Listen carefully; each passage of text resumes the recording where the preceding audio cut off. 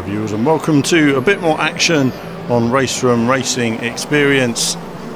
Just a quick note for the developers, there's a slight issue with the wheel there, it keeps on spinning around to the right at the start, but here we see Paul Ricard circuit, which was launched recently.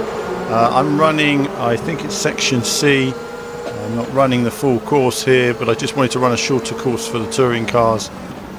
Handling is sort of mixed between the different cars. I tried some of the faster Le Mans style cars. I wasn't too keen on the handling approach to it, but these cars, these new 2014, I think these are WTCC cars, are they're really fun to drive. They've got some really nice intuitive feelings to them, and you know, there's so much to explore to maximise the handling, so I'm certainly not maximising the handling in this video, really just sort of giving it a cruise around. This corner is quite interesting. It's high speed entry and then braking on the exit, quite tricky. If you hit the brakes at any time there, your car starts to spin out very quickly and you can't save it, so you're almost scrubbing speed off through the corner. Again, there, wait for the apex, flat through here, and then I tend to brake straighter to have a tighter line on the inside of the next corner. Down here as well. So I'll be looking to improve my times. I work my way around.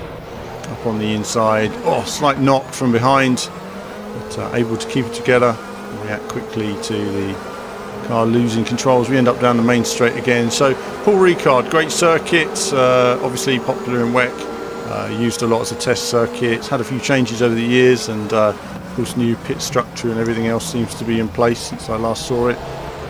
Not a circuit we see so much in sort of UK racing, but certainly very popular. Lots of, I suppose in a way it's these notable blue runoff areas. I mean, that's the thing that I always notice. I think they raced around here as well in MotoGP years ago.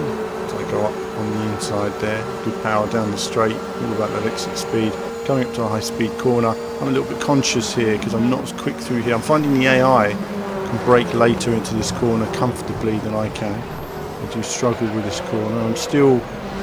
I've still not found my line and braking point that I'm happy with into that corner yet. I think the reason for that being is that when you're learning a track when racing, you're not really sort of exploring the limit. So as soon as you get into the lead, that's when suddenly you realise you're able to brake a bit later, and sometimes you brake too late. So up on the inside, struggling with this corner every lap, simply because again the triple screen controls aren't in place. So I'm struggling with my judgment as to the width of the car. And that's something which does affect this game more than some. I don't know why. I think it's just getting your line right, and I think it's also down to the fact that the curbs are very bumpy. They can throw you off, so it's important to find that line. I prefer to take a slightly wider line into this corner. I was hoping to swing back a bit better, but it didn't work out for me that time. So looking for a way past these guys. Keeping an eye on poor traction out of that corner for me then, so keeping an eye on my mirrors. Overall, Race Room Racing Experience has expanded well. Could do still with being some optimised in terms of the visuals. I find that my PC struggles for frame rate quite a bit when the visuals aren't necessarily, you know, looking amazing. You know, so there certainly seems like there's a lot of optimisation to be done in terms of frame rate at the moment. I mean, I've got a good frame rate here, but I've got a lot of the settings turned down to low or you know, 0. To keep up the frame rate, so especially because I need to use my mirrors. I find without my mirrors it really affects the experience. I did try this with no mirrors, and you know, you're getting surprised by cars all over the place all the time, and it can be challenging as I take a little bump from behind. So visually, yeah, the game is nice. There's lots of structures there, but it needs more frame rate, it needs more fluidity, especially in the replay mode. The ability to run in higher settings. I think, you know, when you look at something like Project Cars that runs very smoothly, that has high detail, I think it certainly sets a benchmark, and I think when I go from that to this, I get more detail, more frame rate in that at the moment. But either way, these car models look really nice, the circuits are great, and it's coming along. So race, you know, R3E has come a long way forward since it was first launched, but in particular in handling, you know, they're improving the handling all the time. It's much more intuitive. I take the lead there. I'm not certain how fast I can go into this corner. I'm trying to scrub a bit of speed off before I go into it. But but it's still, I didn't get the speed down enough there. So the problem there is I could brake harder, but I risk spinning out, and that just looks rubbish on the video. So I can see he's alongside me now. Really handy, obviously, moments like that. But I know I'm going to brake late here and take this corner, so that's fine. Gives me track position. I'm a little bit concerned about this final corner. I just don't seem to get the drive into that I'd like, but again, that's that triple screen issue, would be helpful. So now I'm in the lead then. First time in the lead on this circuit, and suddenly you have to find your braking points. I find the AI is braking quite late, but they're a little bit slow on exit of some of the corners. Going into the corner, looking for that apex, trying to carry speed, seeing how much the tyres can do really. Worked for me that time. Sort of leaning on the tyres, you're carrying speed into the corner, turning in, hoping for the best to an extent, and that way you're improving those lap times every time, you're improving your exit speed, and then that gives you speed all the way down the straight.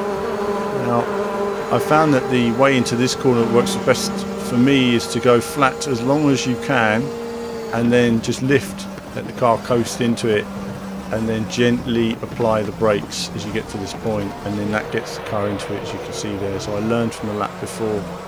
And again here, this corner has a late apex for me, so I'm waiting, then hitting the apex, then getting on the power. Opens up much nicer on the exit.